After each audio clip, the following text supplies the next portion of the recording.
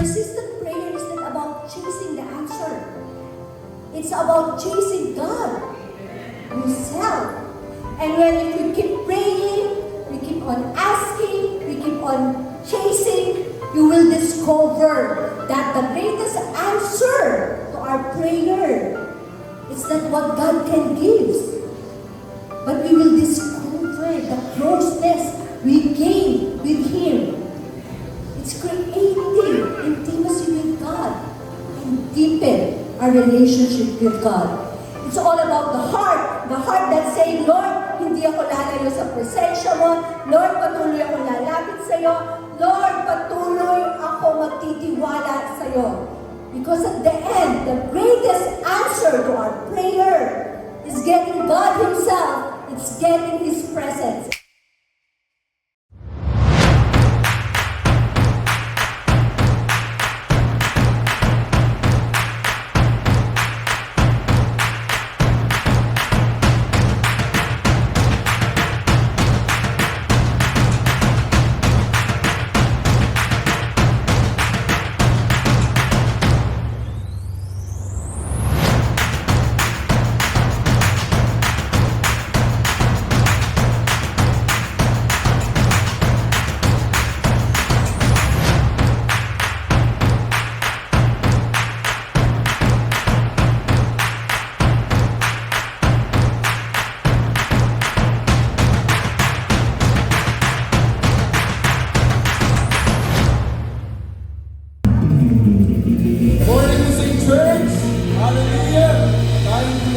Tumayo. Tayo magpapasimulan lang po sa ating mga come on church. Sino po dito ang pena, no?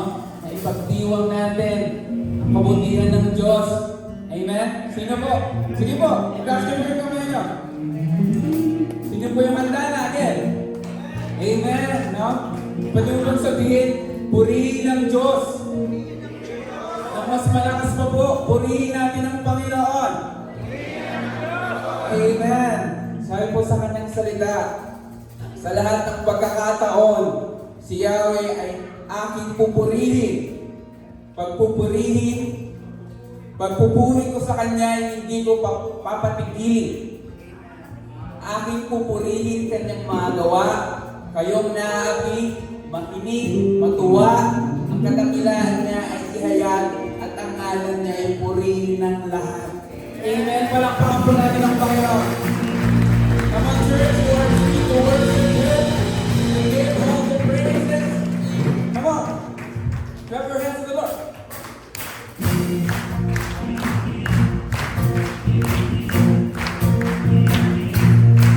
Come on.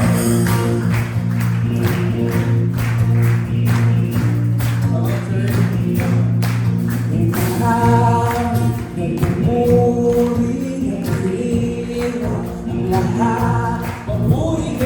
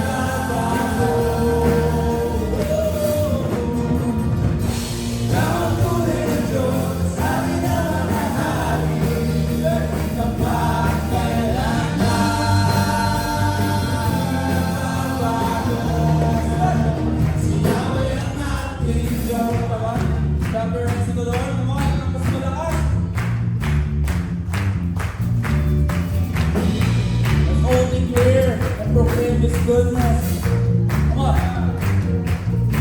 Pagpapalay mo'y buhos na.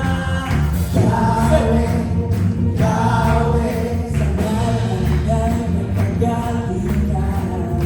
Yahweh, Yahweh, na ay magdagubad. Yahweh, Yahweh,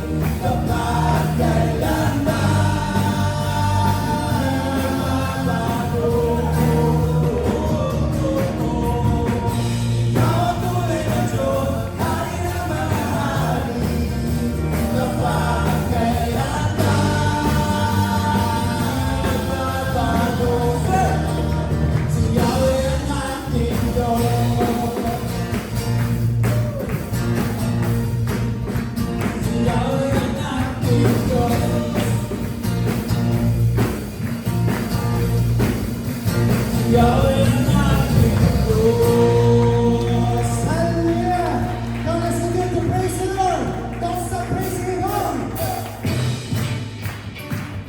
Praise the Lord Jesus. Come before you, praise your name.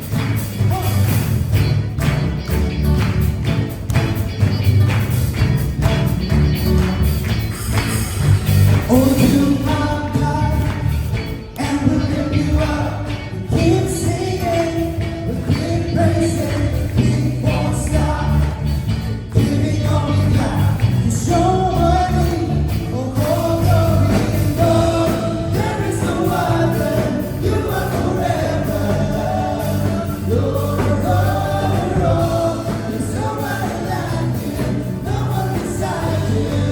Sing a song out to you. Let heaven's praise resound every night and day. We know we let heaven's praise resound. Let's go.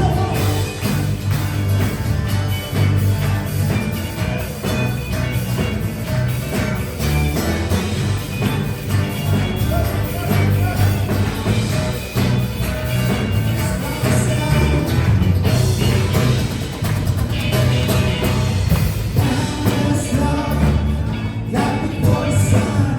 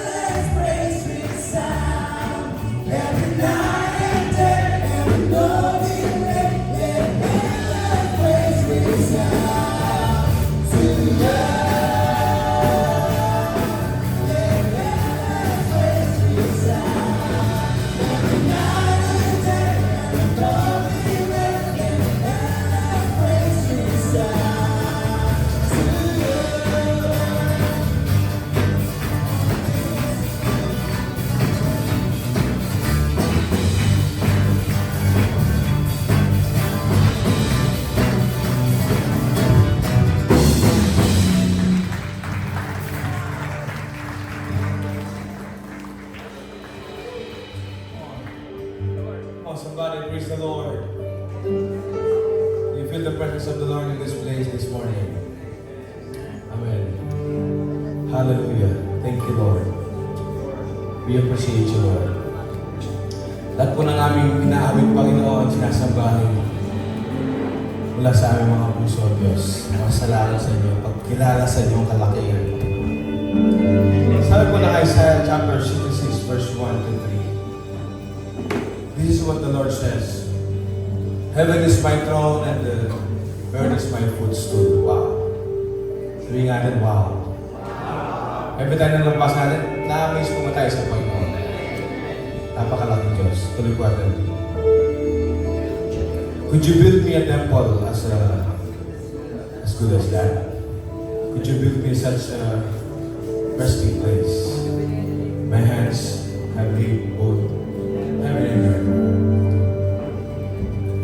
They and everything in them are mine. I, the Lord, have spoken.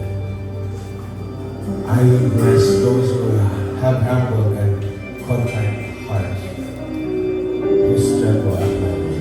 Amen. So dahil sa sabi ng Panginoon, mag-aanay ka sa akin, lahat ng bagay ay nagmula sa akin. Yung time po ninyo, galing po sa Diyos, ngayong oras na ito. Kung hindi po tayo pinayagan ng Diyos na makapunta rito, ano pong oras ang ibibigay natin sa Panginoon? Lahat po ng mga bagay na nasa atin ay galing po sa Diyos. Tignan mo kung ano yung meron sa kamay mo ngayon, galing sa Diyos yan. Ano yung suot mo, galing sa Diyos. Hallelujah. Somebody praise Him. Lord, thank you. Lord, hallelujah. Come on. Come on, church. Speak. Thank you, Lord. Thank you, Jesus. Hallelujah. Thank you, Lord, Father.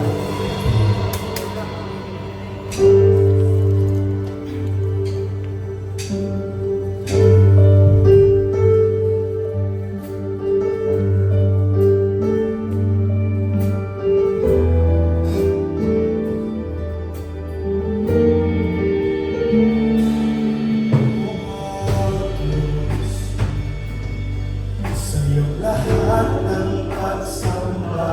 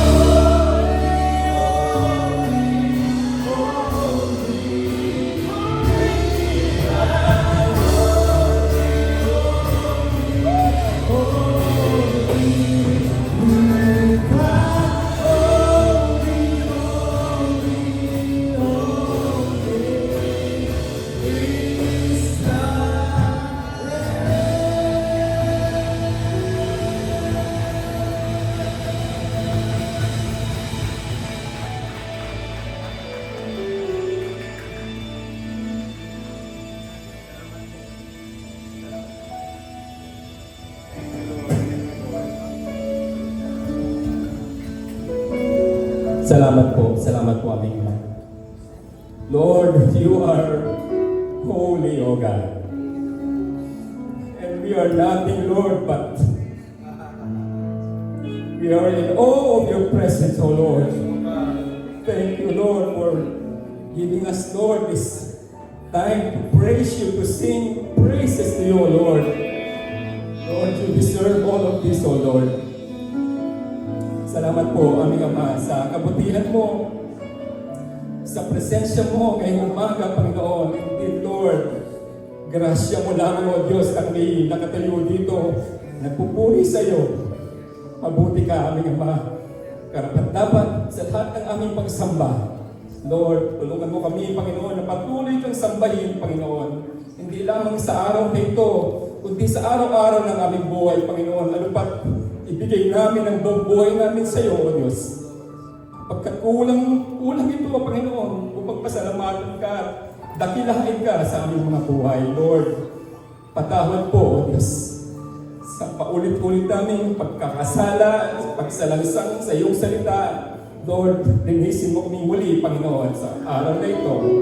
Malaya kami makalapit sa iyo, makapakinig sa iyong salita, at kami mabuhay ayon dito. Muli, O Diyos, sa iyo po ang lahat ng papuri, pagsambag, pasalamat sa pangalan ni Jesus, kung ang dalangin. Amen. Amen. Good morning, Mosaic. Good morning.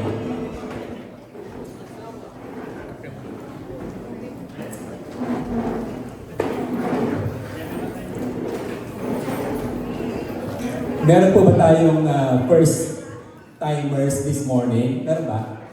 Yun, meron sa likod. Isa? Meron pa?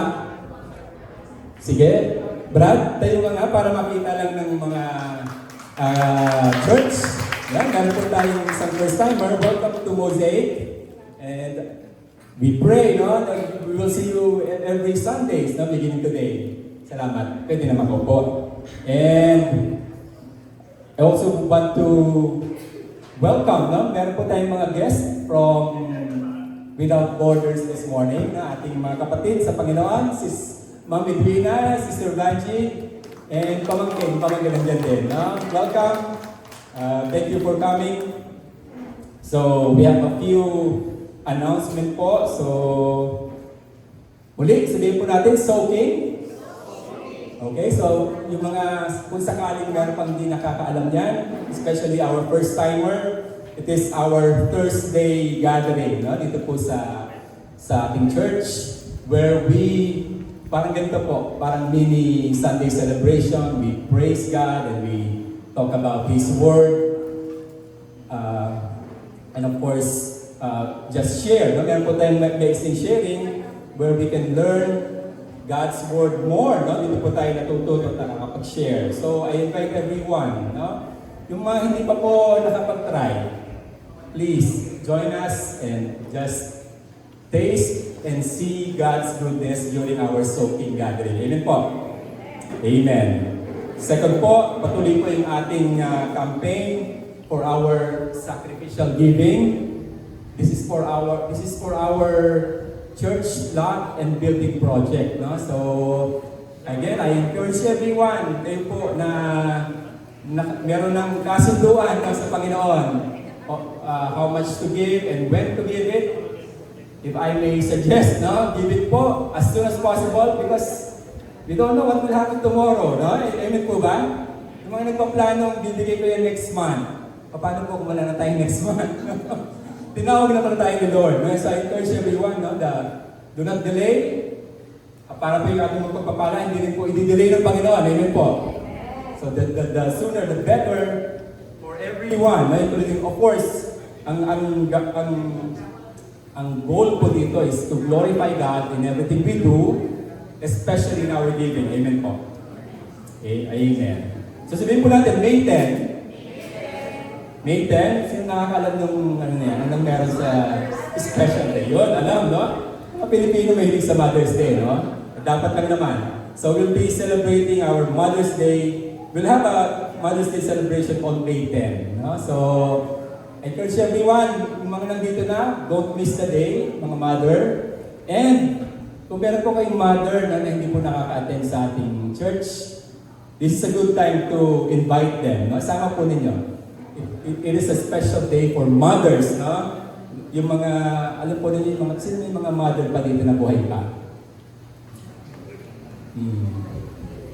Ako po, kinuha na ni Lord yung aking mother. No? And I would give everything, makasama niya ang aking mother. Amen po. So yung mga hindi pa nakakasama yung kanilang mother dito, sabihin po ninyo, isasama ko si mother. Amen. Salamat po. And then lastly, today, April 12, is the soft launching of our house church sa Marino. Amen po. Praise God, praise God. So this is the first Sunday po ng celebration doon. So we encourage everyone gusto mong sumama to support yung ating pong pastoral team doon. This will be headed by Pastor Eugene. Pwede po tayo magpunta ron at 4:30. The celebration will start at 5 p.m. No? So, may I see those hands na sasama? Magsusupport. Yun, kita ko na yan. So, kung di man po kayo makasama mamaya, please join us in prayer na po na ang Panginoon ay kumilos sa dakong iyon ng Malino, maabot po ng Panginoon ang salita ng Diyos yung mga tao hindi pa nakakilala sa Kanya. Amen?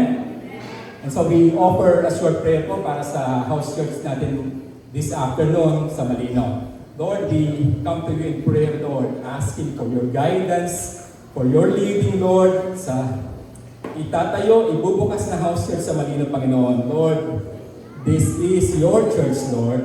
Kami po lamang ay mga servant mo, Panginoon, and we just depend and rely on your power. Holy Spirit, cover each and every one of us. And Lord, ihanda niyo po ang bawat puso, bawat mga isipan at tenga na nakakarinig sa inyong salita this afternoon. We ask this in Jesus' name. Amen. Amen. Thank you po. Good morning, my Mystic family. Good morning. Masaya po ba tayo sa umagang ito? Yes. Okay, pwede makisabi sa katabi mo, I'm glad that you're here today. Muli po, thank you for visiting us ngayon kay Ma'am Edwina at kay Ma'am Vanchi. Panapakan po muli natin sila. Thank you. Ito po. Bigla po akong ninervous kay Ma'am kasi andyan po yung teacher ko sa Bible School.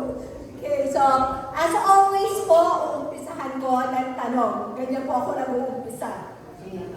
Sino po dito ang mahilig sa online shopping? Ay, taas ang mga kamay. Yung best friends niya sa Lazada, TikTok, Shein. Yan, sino po? Okay, nahiya sila. Okay. Iba po ba, nag-online shopping ka? Tapos bigla, nakita mo, yan. Yan. So nakita mo, may big sale. 50% off. Yan, buy one, take one. So ikaw yan, add to cart ka ng add to cart, add to cart. Okay. And then, nung check out ka na, ayaw mag-check out. Nagka-crash ang apps. So, you don't give up. You keep on trying, kasi sayang, it's worth it. May naka-experience na po ba ng ganun dito? Okay, o ito. Siguro tayo lahat na-experience na natin ito. Yung tumatawag ka sa asawa mo. Okay, tumatawag ka sa jowa mo, sa anak mo. Tawag ka ng tawag, hindi sumasagot. One call, wala sagot. Pangalawang call, wala pa rin sagot. Hindi ka nag-give up. Tapos mag-text ka pa dyan. Hello? Buhay ka pa ba?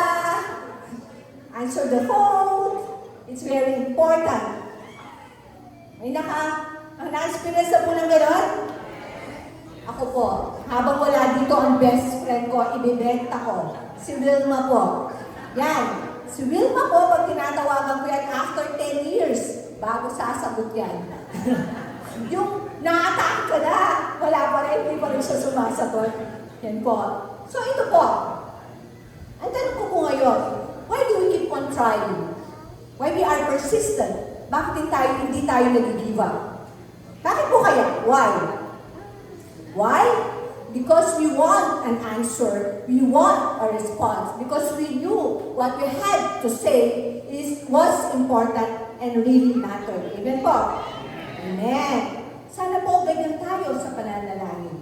That we should pray with determination, persistent, and never give up. Okay. If we are persistent sa mga saved, persistent sa pagtawag natin sa mga loved ones natin, how much more ang patuloy natin pagtawag sa Panginoon. Amen. Through connections, connect tayo sa Kanya through our prayer and persistent prayer. Amen po. Ngayon po, the title of the message this morning, Never Give Up, Be Persistent in Prayer. So let us pray po. Lord, salamat po for the gift of prayer. Lord, salamat po for listening to us. And Lord, teach us to be persistent and never give up in our prayer, Lord, even when the answer seems delayed, Panginoon. And Lord, sana palalamin mo ang aming pananampalataya sa iyo and help us, Panginoon, to trust in your perfect timing. And Lord, may our hearts, Lord, be always connected to you in all things. In Jesus' name we pray. Amen. Palakpakan po natin ang Panginoon. So muli po, ano kasi title ng message natin this morning? Persistent prayer. Never give up. Be persistent in prayer. So ito po. Pag sinabi po natin persistent, sa Tagalog po, ibig sabihin, pangungulit, pagpupumilit, pagtsatsaga. Ito po, the Bible talks many times about persistent prayer. Sabi po sa Colossians chapter 4 verses 2, be persistent in prayer and keep alert as you pray, giving thanks. So, be persistent in prayer. Ano pong ibig sabihin ng be persistent in prayer? Ito po, that we don't just pray one time about something. We keep on praying, we keep on asking. Yun po ang persistent prayer. At ito po, ang sabi, keep alert as you pray. Ano pong ibig sabihin nito? Ano po? In other words po, don't fall asleep when you pray. Ako ba? Especially po, Sunday celebration. Lalo na po kayo, huwag niyo akong tulugan, ha? Ayaw po yan ng Panginoon. Amen po. Parang ang ganda pong tanda ng principle na to, that you are resting in the Lord. Amen po. So let's keep alert as you pray and always give thanks. At ngayong umaga po ito, ang pag-uusapan natin, our main verse this morning ay nasa Luke chapter 18, verses 1 to 8. Ito po ang parable of the persistent widow. So let's watch for this video.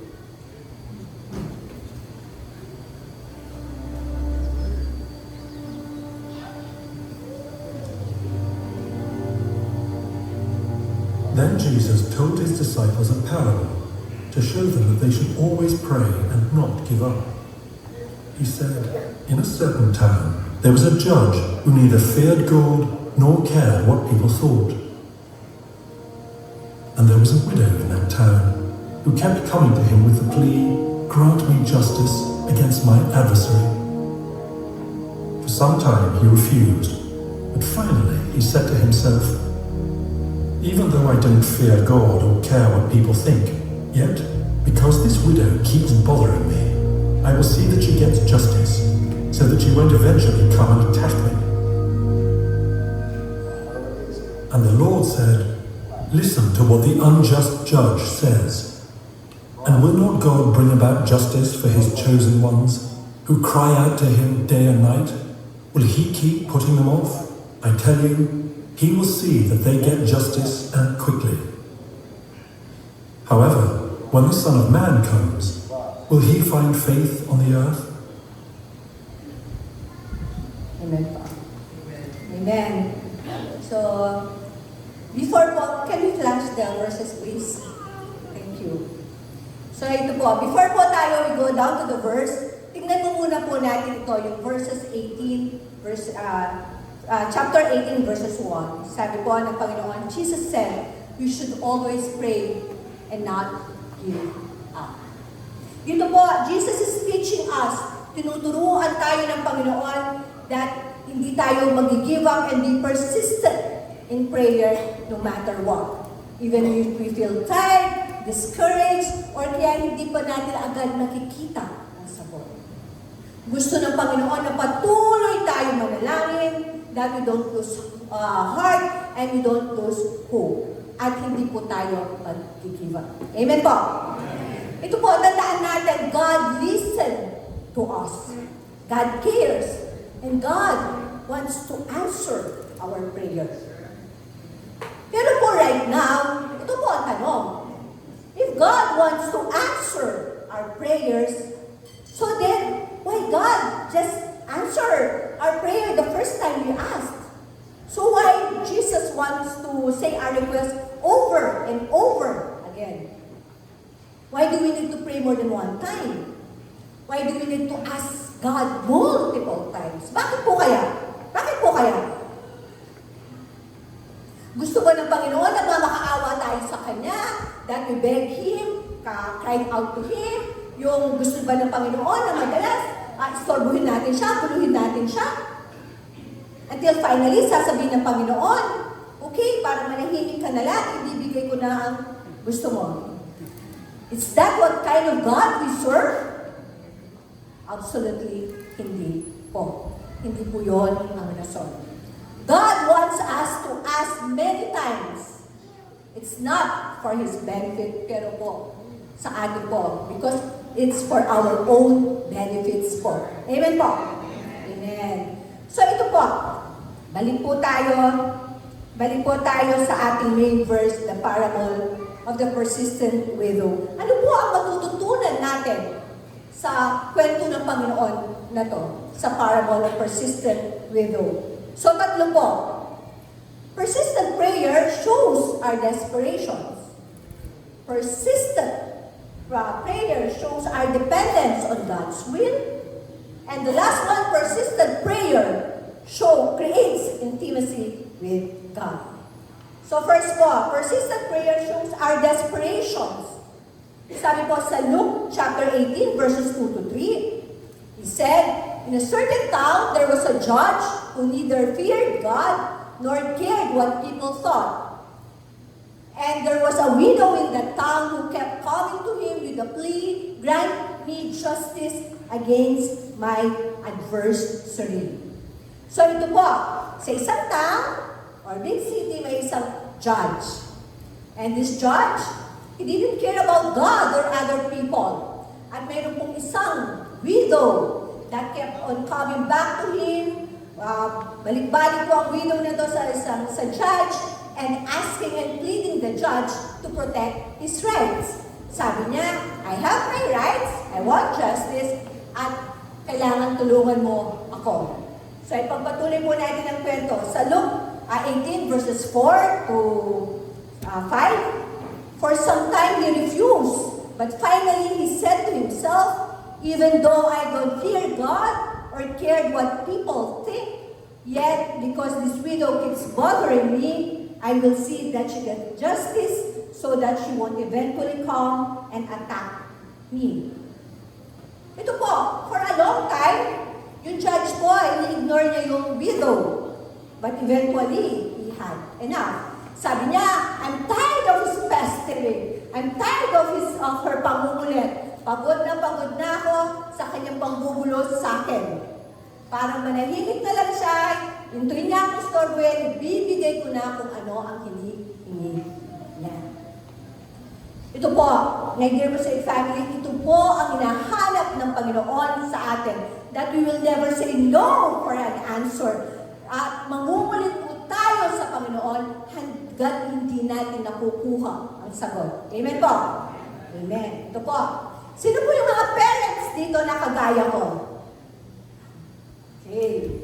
Di ba po ba, nung maliliit yung mga anak natin, ay, kahit ngayon po pala, kahit malalaki na, di ba po ba yung mga anak natin nagpapabili? May oras na hindi mo naman talaga siya gustong ibili.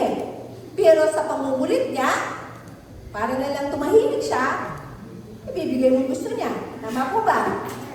Ako po naalala ka nung prep ko si Ramram. Every Friday po noon, pagkatapos ng school ng anak ko, kukulutin niya ako. Magpapabili siya ng mga characters ng Dragon Ball Z po. Kasi uso nun yun. Si Gohan, si Goku, si Vegeta. So ako po, kasi every Friday po na pumupunta kami sa SM, nagpapabili ang anak ko. Adik po siya sa Dragon Ball Z that time.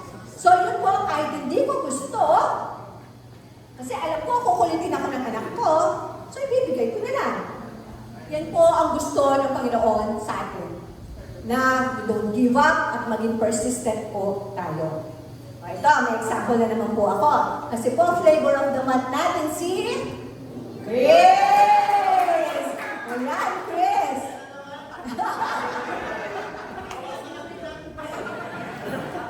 Kasi every month po si Chris, ay every Sunday po. Kaya po. So, ito po example, si Chris. Okay. Si Chris po, may nililigawan. Asan si Chris? Okay. Chris, hindi na yung buntes, ha? Well, ito po, may nililigawan si Chris. Tapos, sabi ni Chris sa kanya nililigawan. Kailan ko makukuha ang yung matamis na oo? O, tapos, sabi na nililigawan ni Chris. Sabi na nililigawan ni Chris, hindi pa ako ready. So, nalungkot si Chris. So, hindi, nag-give up siya. Sabi niya, hindi naman niya ako gusto. So, hindi nagtsaga si Chris. Ito, Chris, tandaan mo to. Sinabi na nililigawan mo, hindi pa siya ready. Hindi pa naman niya sinabi no. So, walang susuko sa laban. So, huwag po tayo sumuko sa ating mga panalangin. At ito pa, yung nagpipray ka. Tapos, ilang beses mo pa na pinag-pray, huminto ka na. Kasi sabi mo, Lord, nakakahiya sa'yo. Ang laki-laki ng pinag-pray ko, dami-dami. Alam niyo po, my dear Mosaic family, when you pray, pray big. Because we have a big God. Do not be ashamed. Nothing is too little and nothing is too great for Him. Palakpakan mo natin na Panginoon. Ito po, muli po, gusto ng Panginoon na huwag tayo mag-give up. Be persistent. Alam niyo po, minsan hindi agad binibigay ng Panginoon ang ating mga panalangin because He wants to see how desperate you are. How serious you are sa hinihingi mo sa Kanya and how badly you really want it. At tinitignan ng Panginoon kung gaano ka katatag na hindi sumuko sa iyong panalangin. Amen po? Ito po, example, nagpe-pray ka, Lord, sana bigyan mo ako ng negosyo. Binigay ng Panginoon, pero nagpo-complain ka. Yung Lord, please, ibigay mo ng dream guy ko, Lord, please. Matanda na ako, gusto ko ng mga asawa, Lord. Wala na ako sa kalendaryo, Lord. Expired ang matris ko, Lord. Ibigay mo na, please. Yan po, binigay ng Panginoon. Pero ito, nung binigay na ng Panginoon, Lord, pwede ko na po ba siya ibalik sa nanay niya? Alam niyo po, mag-a-agree po ba kayo sa akin? That sometimes we really don't know what we want. Sometimes, ang gulo-gulo ng panalangin natin. Agree po ba kayo? At ito po, mag-a-agree din po ba kayo sa akin na kung turo nagtatagal, kung turo no Tagalog, the more na nagtatagal ang prayers mo, pwede itong magbago. Kasi mas naintindihan mo, nauunawaan mo kung ano talaga ang gusto mo. Napapalitan ito kung sino at ano talaga ang mahalaga sa'yo. Amen po? That's why God helped you to process it. Tinutulungan ka ng Panginoon. Kaya kung minsan hindi niya agad binibigay ang mga panalangin mo kasi gusto niya muna naka-align sa Kanya at doon sa kagustuhan niya. Amen po? Palakpakan natin ang Panginoon. Ito po, tandaan natin ito. God listens to every prayer you offer. And God, He takes our words seriously. Yung desire po natin, tinitake ng Panginoon seriously. And nothing we bring to God is ever ignored. Amen po? Okay. Sabi po ni Dr. R.T. Kendall, any prayer prayed in the will of God will be answered. Now, if God says no, then accept it. It will be because He has a better idea. However, until He says no, do not give up. Amen po? Again, Chris, hanggat hindi niya sinabi no, huwag kang mag-give up, ha? Amen po. Yan. Ito po. Tandaan natin ito. While we desperately praying and waiting for the answer, we ask God to fix our heart. We ask Him to teach us how to pray, to align our desire with what is right. And we humbly ask God to purify our motives every prayer we offer. Amen po? So that it moves or travel from self-centered to God-centered. Kasi po gusto ng Panginoon, God doesn't just want to answer our prayer, but God wants to transform us, change us, baguhin na tayo, refining us, and to make us mature spiritually. Amen po?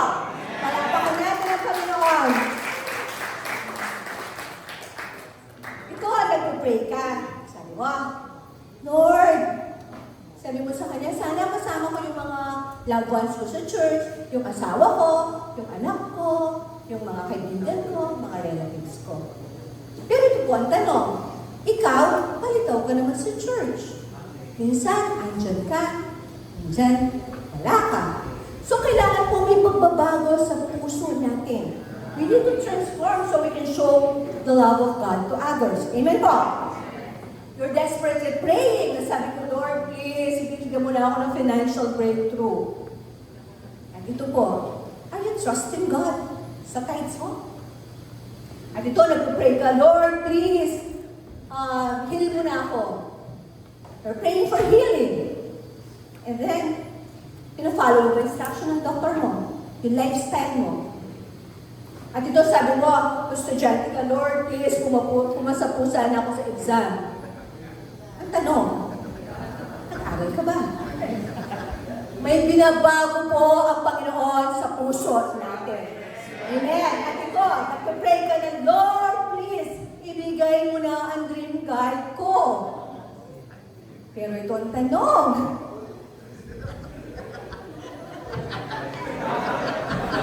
In love ka na ba sa Panginoon? Kasi pag binigay yan ng Panginoon at hindi ka in love sa Kanya, baka yung dream guide mo yan, dyan iikot ang mundo mo. At siya magiging idol mo. Amen pa? Kaya dapat po i-align muna natin ang puso natin sa Panginoon. Dapat may transformation. Amen pa? Palakpakan natin ang Panginoon. Let's watch po this video. Minsan mali yung prayer mo kaya hindi mo matanggap yung blessing. Minsan akala natin si Lord yung hindi nagbibigay. Pero kung honest tayo, baka tayo yung hindi pa ready tumanggap. Kasi ganito yung prayer natin madalas, Lord, please bless me. Walang masama doon, pero minsan hindi blessing yung una. Preparation, character, wisdom, stewardship. Kasi isipin mo, kung bibigyan ka ni Lord ng malaking blessing today, pero wala pang discipline, wala pang self-control, wala pang systems, wala pang emotional maturity, anong mangyayari? Baka masira ka pa ng blessing na hinihingi mo. Baka maging pride, baka maging temptation, baka maging dahilan para lumayo ka pa. So minsan, ang mas magandang prayer is, Lord, please prepare me so I can be worthy to receive your blessing. Lord, ayusin mo muna ako. Palakasin mo muna yung loob ko. Linisin mo muna yung motives ko. Turuan mo muna ako maging faithful sa maliit bago mo ako bigyan ng mas malaki. Kasi kapag ready ka na, yung blessing hindi ka na tuturugin. It will build you. It will bless others through you. It will become a tool, not a trap. Kaya kung matagal yung hinihintay mo, baka hindi ka dinedeny, inaayos ka lang. At minsan, that is grace. Kasi si Lord hindi lang generous, alam natin yan. He is also wise. So today, try mo palitan yung prayer mo. Hindi lang, Lord bless me, pero Lord please prepare me. Kasi kapag ready ka na, hindi mo na lang tatanggapin yung blessing. You will carry it well. Amen.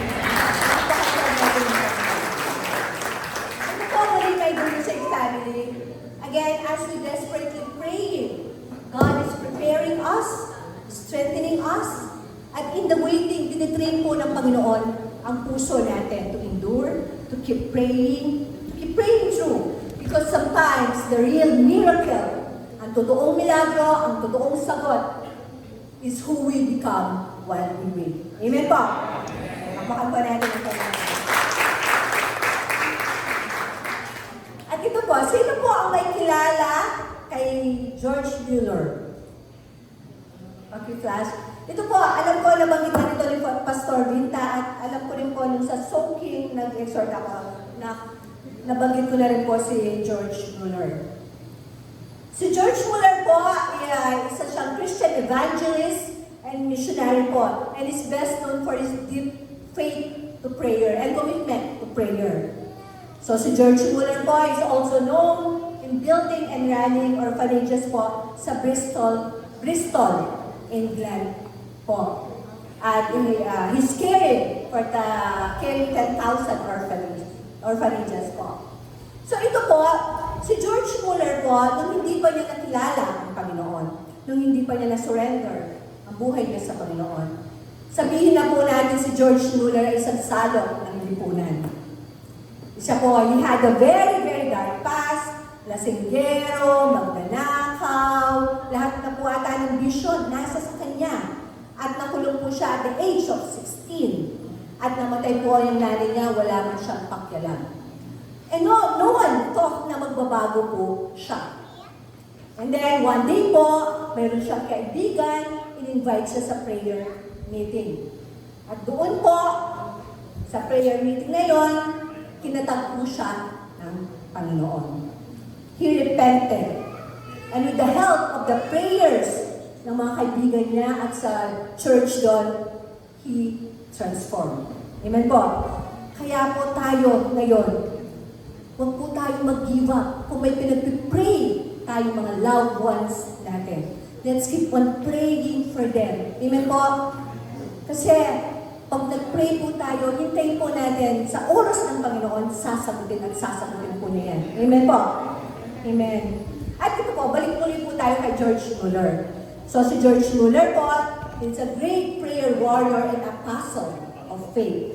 At mayroon po siyang kwento sa buhay niya na nasulat sa journal niya about his persistence and desperation sa kanyang prayer.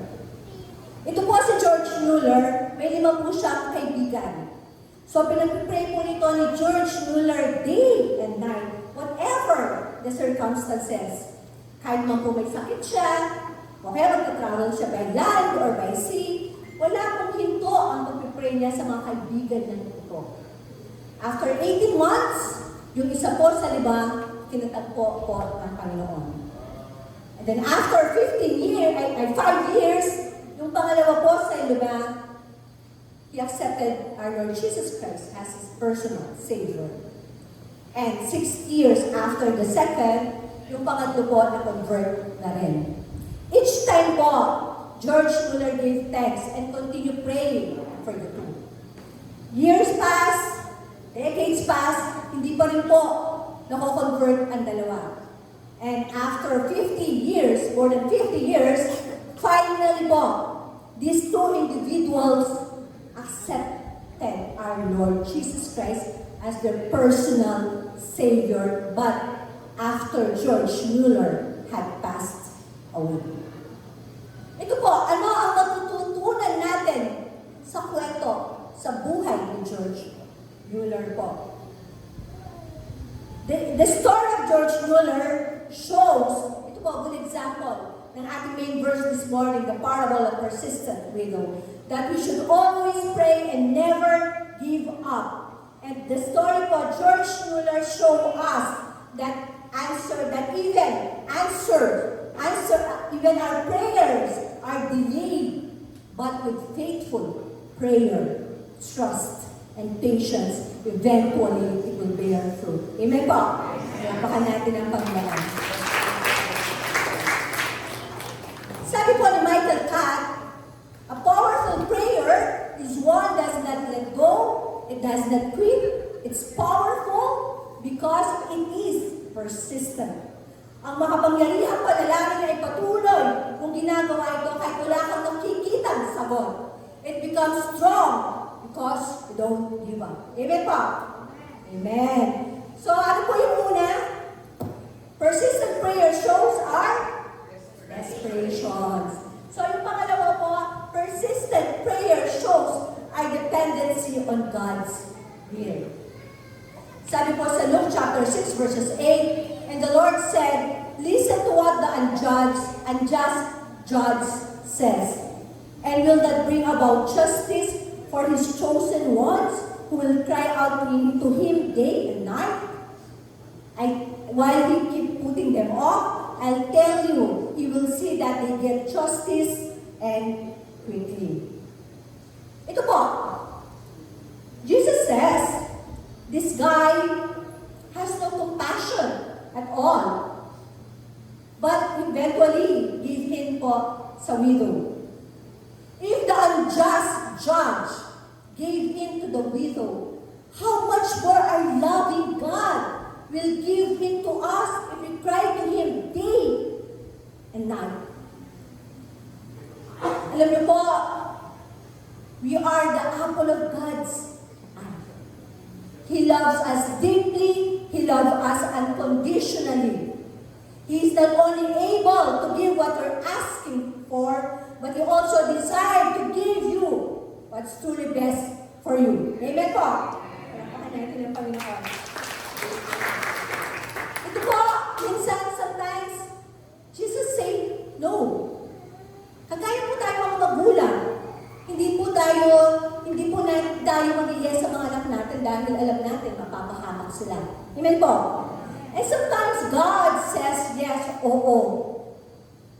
Kahit hindi ito ang pinakamabuti sa iyo. Because God wants you to experience and learn the hard way. Ito po, ako po noong hindi ko pa po fully sinurrender ang buhay ko sa Panginoon. I'm chasing a wrong relationship. Akala ko po noon, siya lang ang mundo ko, enough na siya lang yung happiness ko. Sa kanya po umiikot ang mundo ko. And that time, talagang, Lord, I'm desperately asking God, Lord, ibigay mo na siya sa akin. Sana siya na po ang maging forever ko. But God, hindi po yan binigay ng Panginoon because it's not according to His will. Kaya po tayo ngayon right now, kung may hinihingi tayo sa Panginoon na gusto natin, but it is not aligned sa kagustuhan ng Panginoon, let go. Because God knows what's best for us. Amen po? Napakan natin.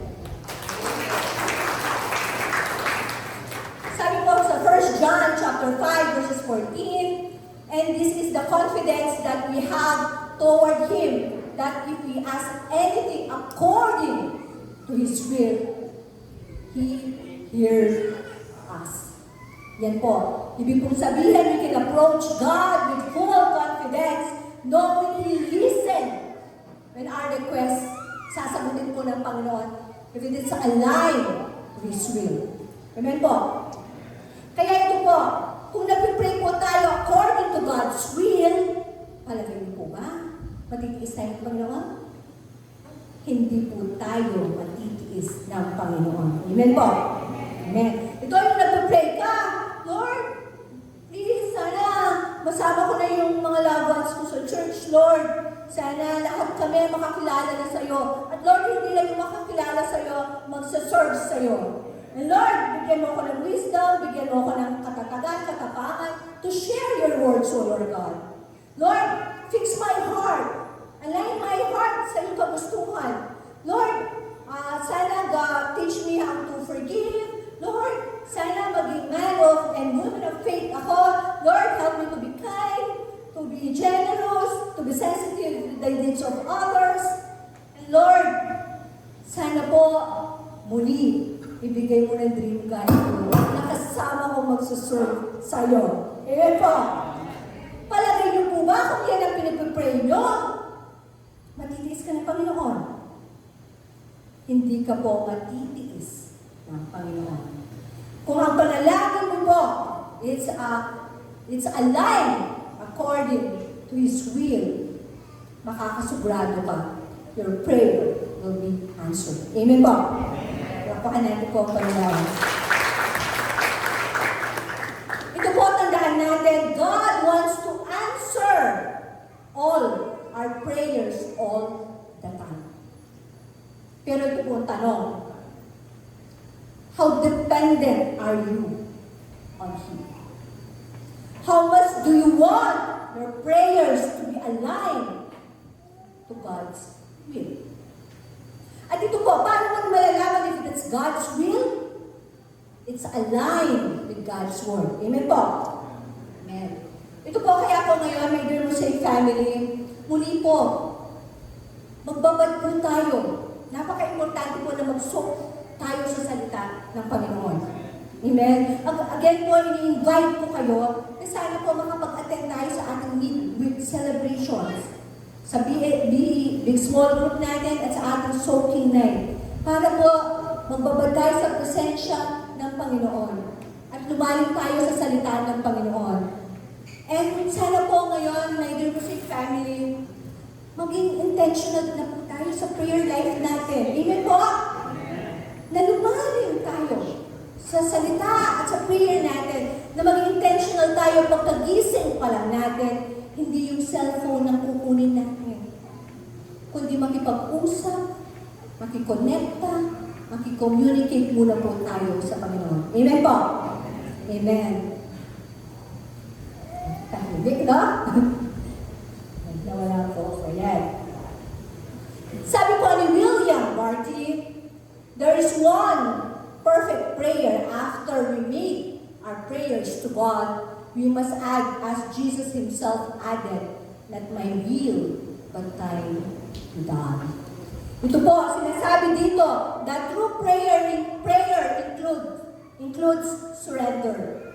After presenting our requests to God, we must trust and recognize His wisdom, that His plans are higher than our plans, and saying, not my will, Lord, but thy will be done.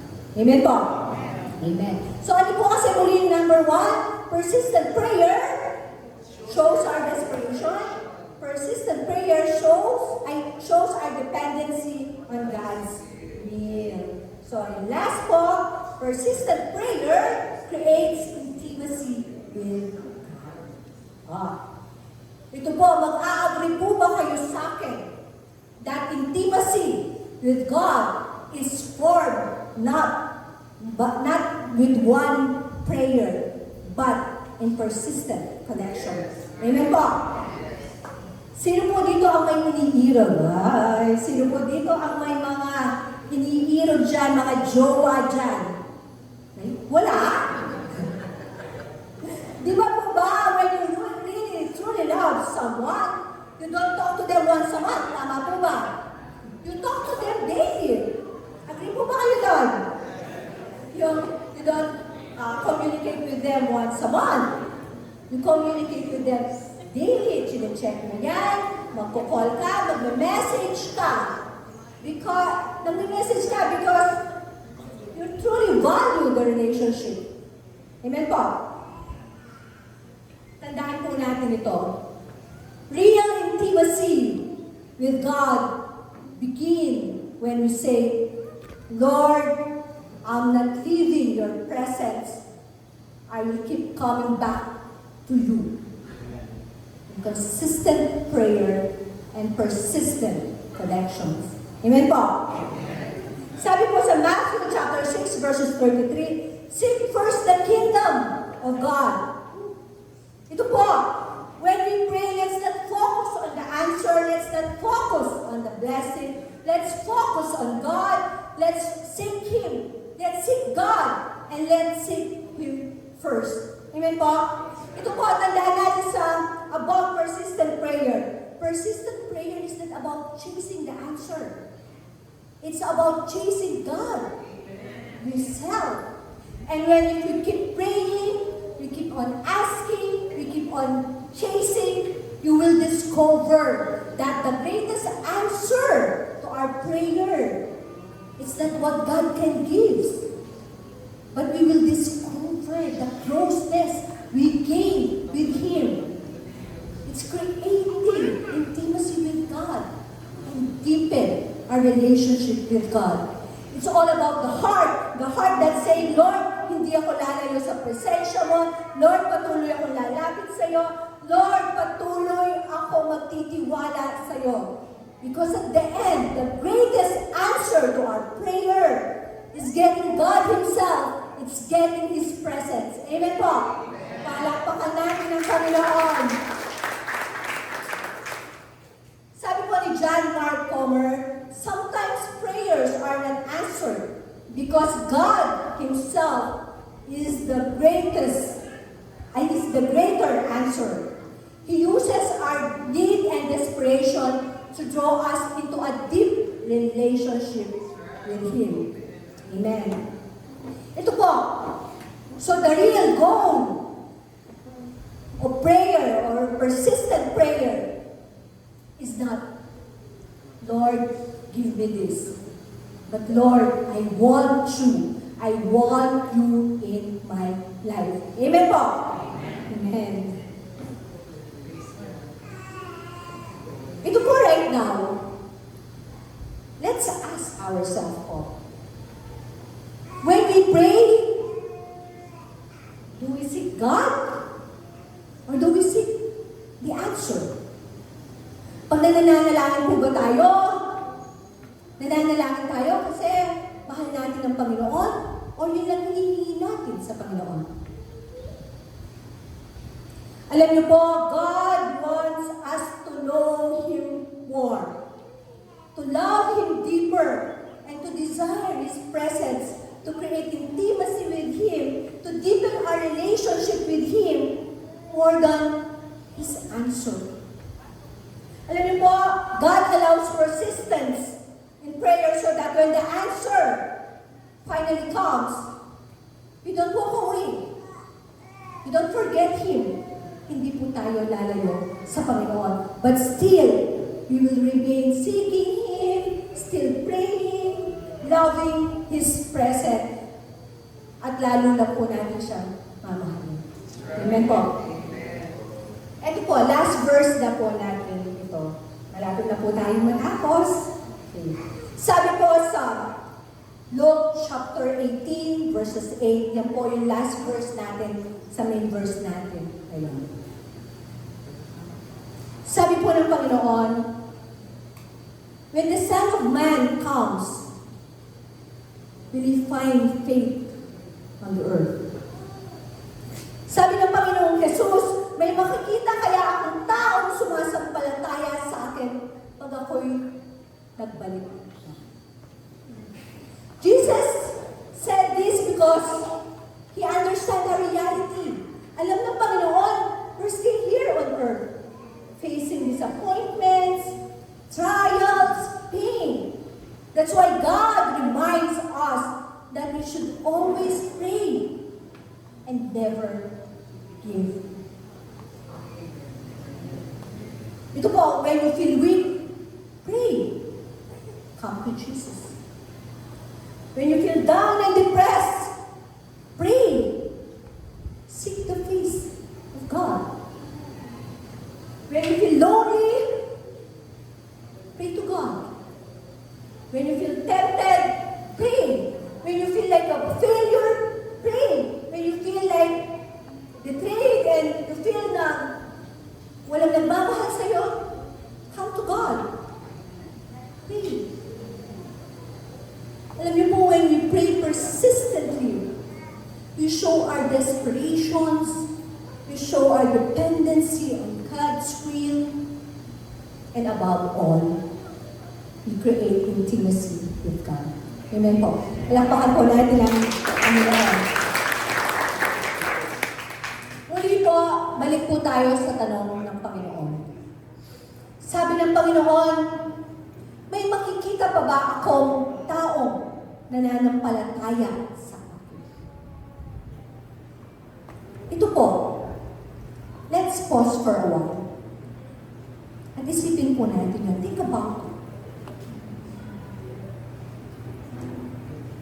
My dear Mosaic family, Jesus is coming back. And right now, tinatanong tayo ng Panginoon. Pag dumating siya, will He find us faithful? Will He find us yung puso natin seeking Him, trusting Him, and desperate in His presence? Right now po, my dear Mosaic family, again and again, I challenge you today. I challenge you to decide. Mag-decision ka. Decide that you will not stop praying. Mag-decision ka na hindi ka hihintong manalangin. Mag-decision ka na manatili kang nananampalataya sa Panginoon. Mag-decision ka na ang puso mo ay patungo sa ating Panginoong Jesus. That your heart will always run to Jesus. And that you're in love with Him above all else. Alam niyo po, all things in this world will pass away.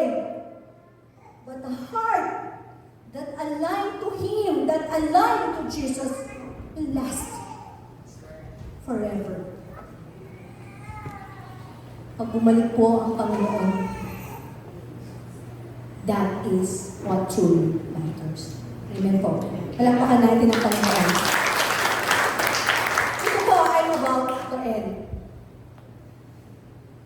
My dear Mosaic family, kung sino man po rito right now po, kung pakiramdam nyo tila tahimik ang langit at wala kang naririnig na sagot, huwag kang lalayo.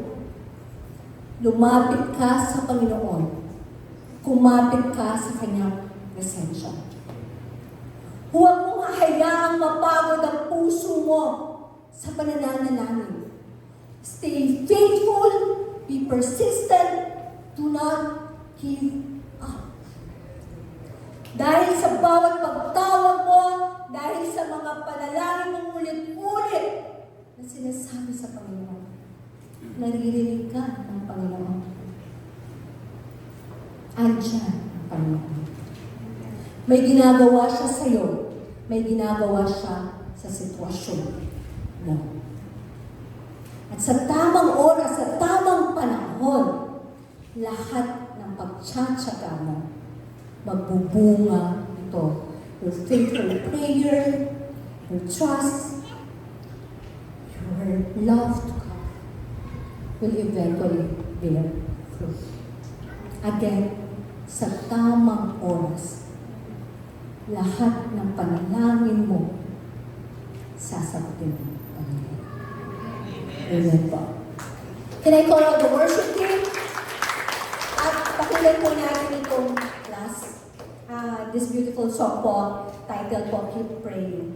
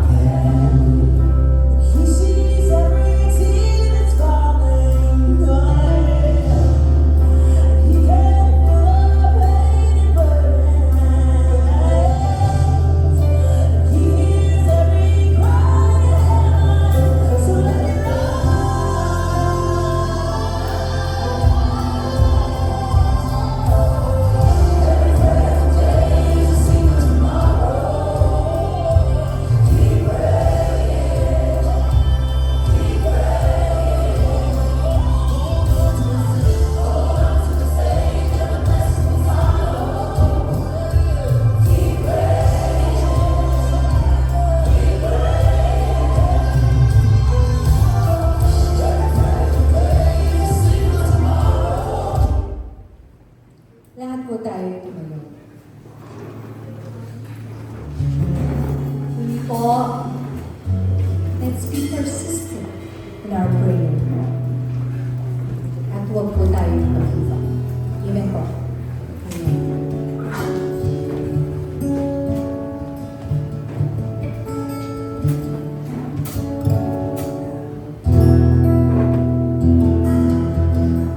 Ano pa ba ang maihandog ko?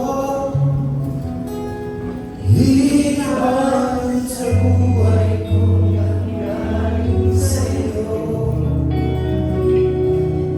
Kung ano man sa sandali, ito'y tahan. At mga bagay na tinuri ko yaman, ito'y hindi pa rin sapat sa akin na nararapat sa'yo.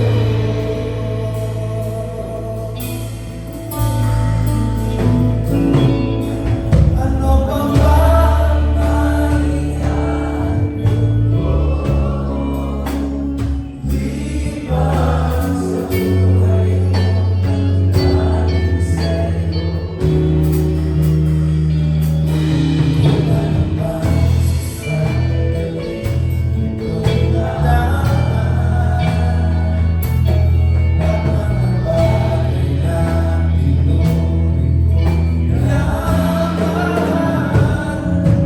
yaman, ito'y hindi pa rin sapat sa akin na nararapat. Ito'y hindi pa rin sapat.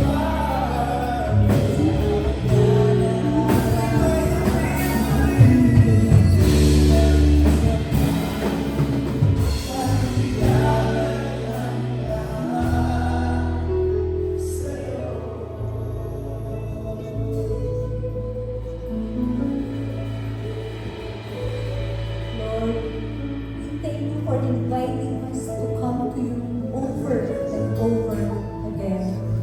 And Lord, thank you for reminding us to be persistent in our prayers and do not give up. Panginoon, patawad po sa mga oras na we lose heart. And Lord, that we seek you only when we need something. Patawad po, Panginoon. Lord, please remain in our presence sa buhay namin, Panginoon. Trust your heart. And Lord, help us to pray always with faith and not in fear. And Panginoon, strengthen us.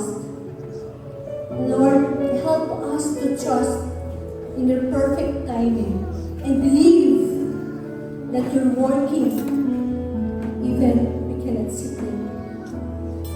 Panginoon, salamat po sa iyong salita ngayong umaga. Salamat po for gathering us once again, Lord. Lord, bless mo po ang mga tithes and offering namin, Lord. Bless mo po ang mga negosyo, kabuhayan, trabaho ng ating mga kapatid. And Lord, continue to bless us. At muli, Panginoon, salamat po. Salamat for not giving up on us. Muli, Panginoon, binabalik namin sa iyo ang mga papuring pagsamba. In Jesus' name we pray.